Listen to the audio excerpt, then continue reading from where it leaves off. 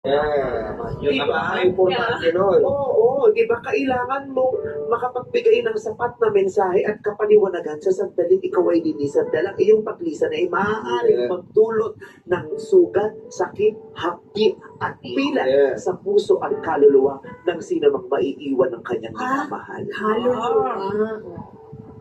Oh my God. Ano, wala? Kasi nga ayaw mag-confront, Yeah. kaya hindi niya masabi. Oh, but as a friend, do you think that's, Right? yeah. I don't think it's right. Pero, I know na she can improve it naman. She can change it kapag, I think yung mga nakausap lang niya in the past. Kasi never pa rin po kasi siya naligawan. So, wala Kasi siya yung mga experience. ghost niya. Ay, sa bali kahit man friends, pwede mo i-ghost. Oh, yeah. Like, Yeah. When you think I'm over it done with this friendship, with this Yeah. chat group, with this, Yeah. you know, I gotta go. you Bye. gotta go. Gotta go. Yeah. She gotta go. Ikaw ba ganun ka din? No.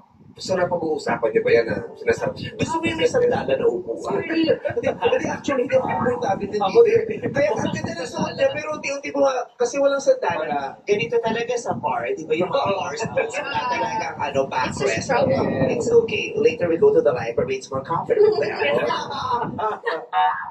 So, Ganito sa bar, wala tatakin. oo, ganyan talaga hindi pwede. So, sino mga gina-ghost niya?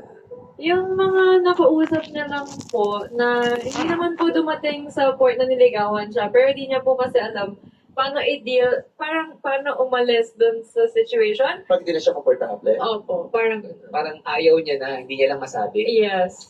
O, bakit hindi mo gamitin ang mga napag-aralan mo sa purpose of communication? Sa pagbibigay ng damdamin mo sa mga tao. Kung yari, hindi ka na komportable, ayaw ko na, pakiwari ko, wala nang kinabukasan naman ang usapan na ito. Hindi